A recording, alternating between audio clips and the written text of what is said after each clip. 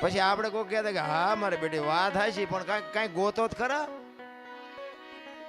પાણી રાખે નહીં, 3.5 મણની કાયા હોય, જીવતી હોય ત્યાં સુધી પાણી ઉપર ન રાખે, તળિયે જ લઈ જાય. અને એમાંથી એવું તત્વ નીકળી જાય 3.5 મણની 3 મણની જ કાયા હોય, પણ તોય બાપુ ઉપર આવતી રહે. આનું કારણ શું? એમ સમજાય એવું નથી નારાયણ.